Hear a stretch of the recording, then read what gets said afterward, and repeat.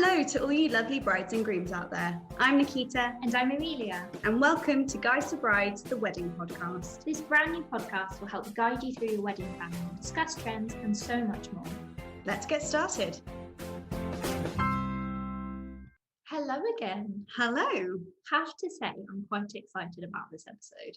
Me too. It's quite a juicy topic. Definitely. So today we're going to be discussing something that can be a bit of a difficult topic of conversation for some people. Indeed. And this is, of course, choosing who will be in your wedding party. Now, in this episode, we'll run through who we consider to be in the wedding party, how to choose those key roles, such as your bridesmaids, your maids of honour, best man, etc., and how to manage people's expectations and avoid the difficult conversation of upsetting those who can't be in the wedding party, because let's face it, not everyone can be in the wedding party. Exactly. It can be a bit of a touchy subject if people are expecting to be involved in your big day, especially if you have a really good group of friends or, like me, a really big family. So first of all, who's in the wedding party and what roles are we talking about here? So essentially, we're referring to anyone who has a key role in your wedding as being part of the wedding party. So if they have a specific job and potentially an additional cost that you need to consider, they're in your wedding party. Yeah, I think that last point about having an additional cost, whether that's time or money, is really important. So, for example, that cost could be buying the bridesmaids' dresses, or it might be them volunteering their time to help with invitations. The Wedman support team. Exactly, the Wedman support team. These people have multiple areas of involvement in the planning process. So we've tried to compile a list of roles that you'll want to consider. Now, bear in mind, you don't need to have all of these roles in your wedding. It's completely up to you, but it is worth just considering. I mean, you can completely throw the wedding rule book out the window for a weekend. It's your wedding. It's your wedding. So we'll start with the most important people, the wedding couple. So that's you and your partner. Yeah, the biggest rookie error when planning your wedding, and I think a lot of people are in the same boat when it comes to this, but it's forgetting to count yourselves as part of the wedding party or even in your guest numbers. So always make sure that whether you're talking about the wedding party or your guest list, you put your names at the top of that list to make sure you never forget about yourself. Absolutely. So next we've got both of your parents and the person who's walking you down the aisle, if that's someone separate. Then, of course, you've got your groomsmen, your bridesmaids, any ushers, maybe children who will have some involvement in your wedding, so flower girls, ring bearers, etc. So it's quite a long list, actually. If you're going to think about it, of who in an ideal world you would have in your wedding party, you've probably got quite a long list. Yeah. So we've talked about the many roles, but perhaps the most difficult decision is picking out of who of those are going to be your bridesmaids and your groomsmen. Absolutely. I mean, it's difficult because there's a limited number. You can give people, if they can't be a bridesmaid or a groomsman, you could give them an usher role. Exactly, or something else that yeah. they can still feel like they're part of your wedding day. Exactly. And I mean, you'll want to, first of all, when you're starting to think about who's going to be in your wedding party and your bridesmaids and groomsmen, is how many people you want to be your bridesmaids and groomsmen. And how many people are in your whole wedding. Exactly. And is that going to look odd? Exactly. If you have 15 bridesmaids, is it going to look really weird with your 50 guests? Yeah, exactly. You don't want a whole third of your guest list being in your wedding party. Maybe a bit unbalanced. I mean, if that's what you want, go for it. We're exactly. Not. If it's your wedding, you decide exactly who you want in your wedding party and who you want to be your bridesmaids and groomsmen. Exactly. Like I had about 100 people for the ceremony. I had 8 bridesmaids and 2 flower girls, purely because of my big family. So it's completely up to you. The next thing to consider is whether you and your partner want symmetry. Definitely. So do you want the people standing at the altar with you, if at any moment, or in your photos, or in your photos, to be bride and groom, or groom and groom, or bride and bride, and then 3 people either side, or 5 people on one side, 2 people on another side. What are you happy with? And that should actually help you decide how many people you want up there, because your partner might know that they only want 3 people on their side. Definitely. So if you want symmetry, yeah, 3 people on yours. And also with the numbers, you know, you might not want to, if you're going to be buying the bridesmaid dresses, if you're planning on having, you know, 8 bridesmaids like I did, you're going to need to think about those costs as well. So yes, maybe you want a smaller number in wedding party. Yeah, and I mean, are they going to play a role that accounts for that cost, or are they just there to look pretty? Because if they're just there to look pretty, I mean, that's completely fine if you want that. Yeah. But they are going to have an additional cost on their head. So is it worth having them there to look pretty, or do you want them to actually have a role? And that's, I think, one of the most important boxes you'll need to tick if you're happy with them not having any particular role in the wedding. Yeah. So another question you need to think about is whether you're going to include your siblings. Now, for me, party. This isn't a difficult one because it's a no-brainer. I have 1 sibling and my partner has 2 siblings. Easy. So it's nice and easy. Whereas for you, well, I'm one of 7, and 16 nieces and nephews. So a very, very big family. And that's just your side. Oh yeah, just my side. Yeah. So, you know, you obviously, if you have a big family like that, you're not going to be able to have everyone necessarily in a wedding party, but that doesn't mean they can't be included in other parts. So, you know, I had some of my brothers be ushers, and some of my sisters who weren't able to be bridesmaids actually had their children be like flower girls or something, so that they still had some involvement in my day.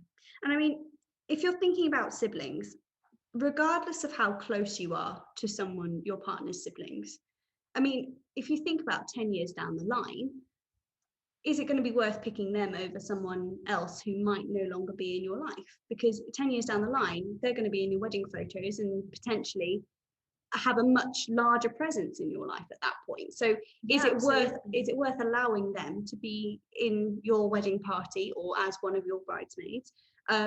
Because, you know, that relationship is always going to develop over the years. It's one of those things that pretty much you can probably guarantee that it will develop. Definitely. It's really worth considering. Yeah. And I mean, after all that, you don't even have to have your siblings involved. Well, everything that we say in these podcasts is very much a let's discuss it, not you have to do this. So it's worth considering, but also you could chuck the rule book out the window and have no bridesmaids or groomsmen. You might not even have any siblings, so this might be completely irrelevant. Another thing to consider is we are in the 21st century. So you don't need all women to be bridesmaids and you don't need all men to be groomsmen. If you both have a sibling or a close friend that you want in your bridal party or your side of the bridal party, you can always have a bridesman or a groomsmaid. It really doesn't matter. It's like that movie. Yes, Maid of Honor, where she asks her male best friend to be her maid of honor. That's like MADE. It's such a good film. Amelia's favorite wedding film. We have a blog on our website about the top wedding films. You need to check it out because there's some really good films on there. Slight tangent. Finally, and I think this is one of the most important pieces of advice that we could give for this. Think twice before you ask someone to be a bridesmaid or a groomsman. Definitely. Because as soon as you've asked, you can't take that back. So regardless of whether they're your best friend in the world, just have a think. Am I happy for them to be in my wedding party? And the answer might be a very obvious yes when you've asked yourself twice. But it's just let's take a moment to think about this, because you can't take back that invitation. It's not a possible thing to take back. Definitely. And I think the next thing you'll want to do after you've kind of decided who you want to be in your bridal party is actually choosing the people of honor. So these people will have a bigger role than the rest of the people in your wedding party. So you will want to choose someone that's organized, someone that you're close to, someone that's responsible. Yeah, responsible is a big one. There'll be expensive rings to look after. Exactly. And you don't need to choose just one person either. Your best friend might be the best person to plan a hen night, and your sister might be super organized. So you could have 2 maids of honor. My hubby actually had 2 best men. So, it's completely up to you. One of the big questions that people find quite difficult is, do I have children at my wedding at all? Or do I have a limited amount of children? Or do I have children involved in my day? And this is the thing, do you have children involved in your day? How old should those children be when they're in those roles? And, are they going to be able to do them?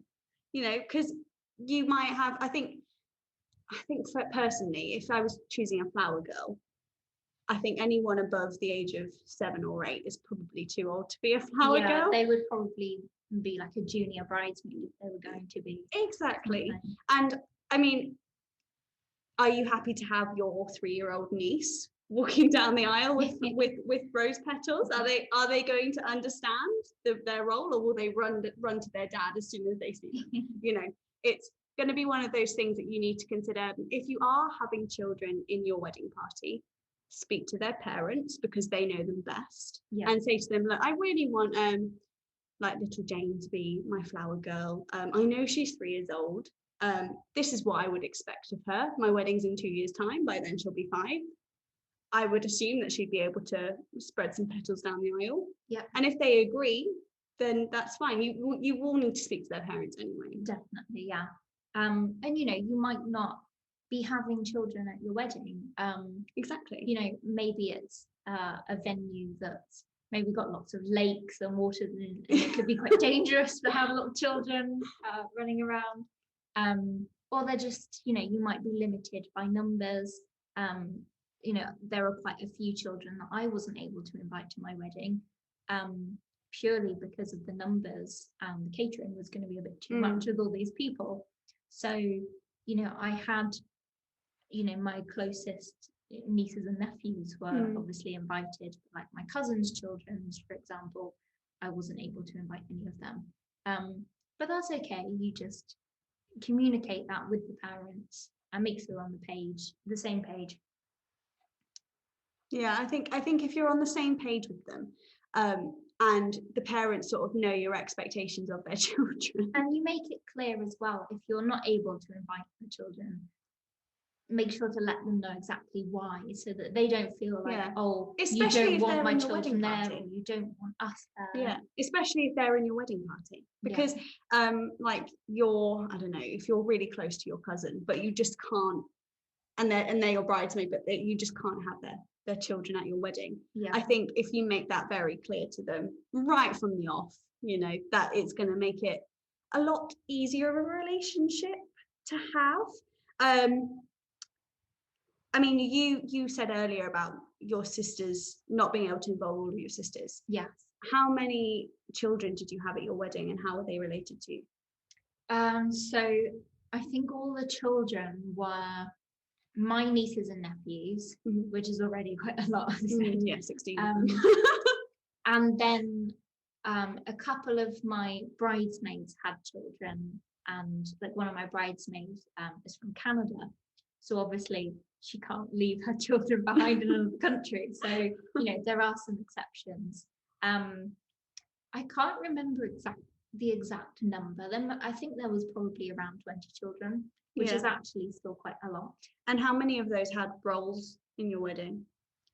I think the majority of them. There were some babies as well, which obviously don't really count because they're not having food and things. Yeah. But it is something that you do need to consider. So let's talk about how we ask people to be involved in your wedding. Now, can't stress this enough. Communication is key. I think, how many times have we said that now? 3 or 4? Yes. But it really, really is. Yeah. And I mean, I think as long as you're clear on what those roles are, you can say, I would really love it if you were my bridesmaid. And they'll be like, oh my God, yes, yes, yes. And then you'll say, okay, I'd love it if you would help plan the hen party. That's going to be your main role, you know. Yeah. As soon as they know that they've got an expectation to help plan the hen party. Yeah. Because they might be thinking, I'm a bridesmaid, I'm just going to be walking down the aisle, holding a bouquet, looking pretty in pictures, and pose for the pictures. Yeah. And that's it. Whereas in reality, you might want them to help you go wedding dress shopping. Yeah. Or maybe help out with your invitations. Or even on the day, like your responsibility on the day will be making sure that all of the seats have got a order of service on them, or even just helping each other get ready.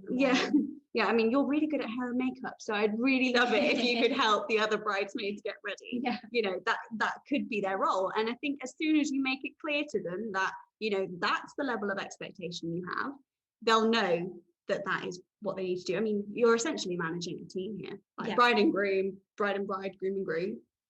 Whatever role you have, you are the manager of this team, and you need to make sure the train gets to the station on time, however you need it to be there.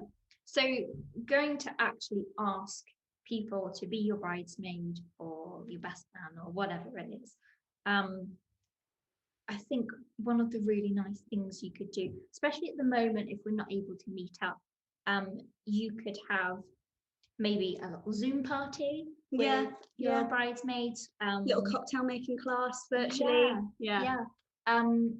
Or if you prefer more like individual, maybe, you know, if restrictions allow, you could go for a walk, maybe coffee. As long as that, I keep saying this and I'm really sorry, but as long as the communication is there and they know what they're going to be doing, however you ask the question is completely down to you.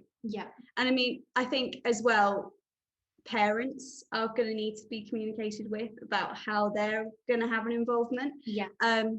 Because I mean, your dad or your mum might be walking you down the aisle. I think if you say to them, like, my expectation of you, in the nicer way, is going to be that, will you walk me down the aisle? Or like your mum did all your flowers. Absolutely. So we didn't have a florist just because we were trying to like cut some costs down and things. So my mum did all the flowers, and I helped her also make a faux flower arch for the ceremony, and it was incredible.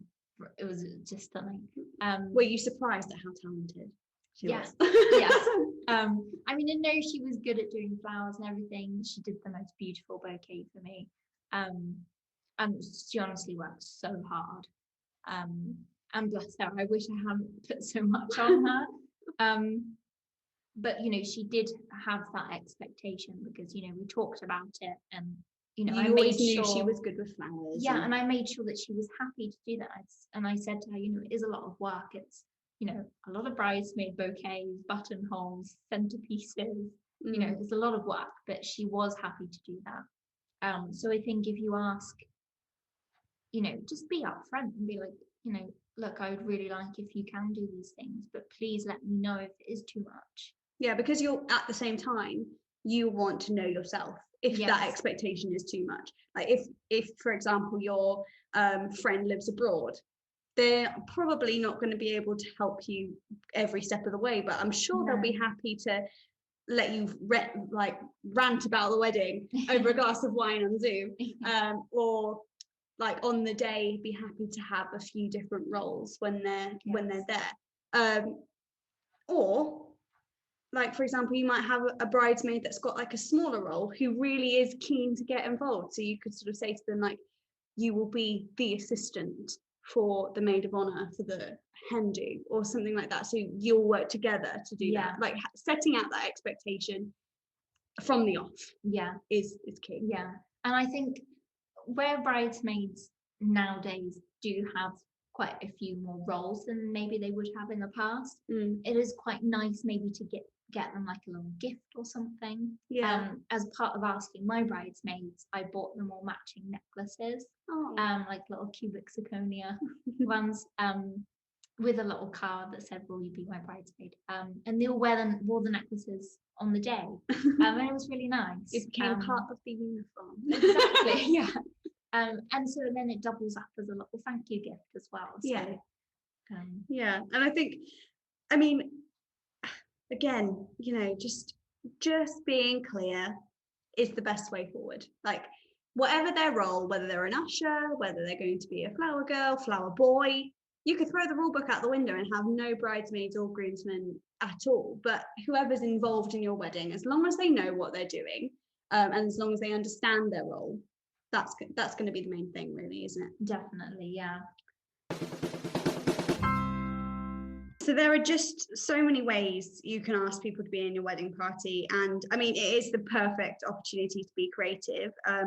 But again, if you're on a budget or are a bit stumped, like don't fret over it, because sometimes just giving someone a call and outright asking them about being in your wedding and what roles they'll have within it is going to be the best way and the best gesture. Yeah, and I think with social media as well, we are forgetting that it doesn't need to be a massive grand gesture if you don't want it to be. Sometimes simple is best. Yeah, definitely. I think, well, we've covered a lot in a very short space of time. So if you are wanting to recap any of the things that we've gone through in this episode, just check out our show notes. You can head to guidesforbrides.co.uk/podcast. And of course, if you wouldn't mind, please subscribe and leave us a review. It would help other brides and grooms find us within their podcast apps. In our next episode, we're going to be looking at the guest list. I'm really excited for this one as well. So we'll be looking at how to choose who's invited to your wedding and why it's important to at least consider who will be likely to attend before you start booking the venue and the key suppliers. Yes, thanks so much for joining us on this episode, and we'll be chatting again very soon. The episode is there right now. Bye for now.